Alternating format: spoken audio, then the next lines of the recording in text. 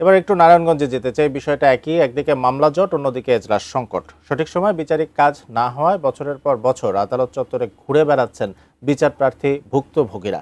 বিস্তারিত জানাতে নারায়ণগঞ্জ আদালত প্রাঙ্গণ থেকে সরাসরি যুক্ত হচ্ছেন প্রতিনিধি হাসান মজুমদার বাবলু। বাবলু, আমরা সমস্যাগুলো তুলে ধরার চেষ্টা করছি, আপনার মাধ্যমে একটু নারায়ণগঞ্জের অবস্থা জানতে চাই, জানাবেন।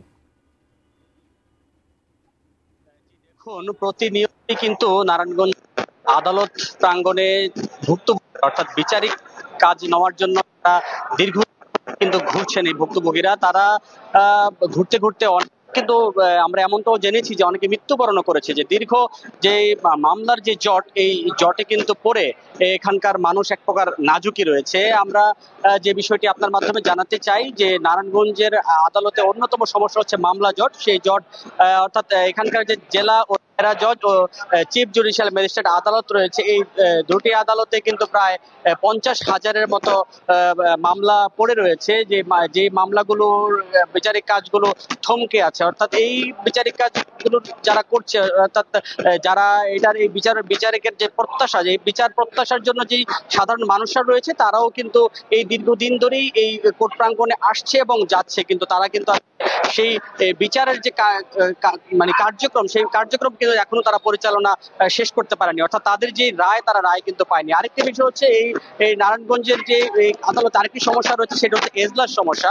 যে দুটি আদালতেই বিচারক রয়েছে, তবে এজলাসের যে সমস্যা রয়েছে, অর্থাৎ প্রায় 20টি রয়েছে সেই এজলাস, যার কারণে কিন্তু এজলাস না থাকাতে একই কক্ষে অধিকাংশ সময় কিন্তু একাধিক এজলাস আমরা দেখেছি যে একাধিক এজলাসে কিন্তু যারা বিচারক রয়েছে তারা কিন্তু তাদের কার্যক্রম পরিচালনা করেছে। এছাড়াও আমরা আইনজীবীদের সাথে কথা বলেছিলাম যে আসলে নারায়ণগঞ্জের যে আদালত প্রাঙ্গণে কি ধরনের সমস্যা রয়েছে। তারা যেটি আমাদেরকে জানিয়েছেন যে তারা বলছেন যে এই আদালত প্রাঙ্গণে কিন্তু যেহেতু প্রচুর মানুষের আনাগোনা থাকে, সেখানে একটি দালাল সিন্ডিকেট অর্থাৎ টাউট বাটপারদের একটি সিন্ডিকেট কিন্তু রয়েছে। যে সিন্ডিকেটরা কিন্তু সাধারণ মানুষদেরকে জিম্মি করে তারা তাদের অর্থ হাতিয়ে নেয়, এমনও কিন্তু একটি অভিযোগ রয়েছে। আরেকটি বিষয় হচ্ছে, আমরা দেখেছি যে এই নারায়ণগঞ্জে গিঞ্জি পরিবেশে আদালত পরিচালনা হচ্ছে, বিচারিক কাজ পরিচালনা হচ্ছে। তার অন্যতম কারণ জানতে চেয়েছিলাম, সেই কারণটি হচ্ছে নারায়ণগঞ্জ শহরের যে কালীবাজার রয়েছে, সেই কালীবাজারে কিন্তু চিফ জুডিশিয়াল ম্যাজিস্ট্রেট আদালত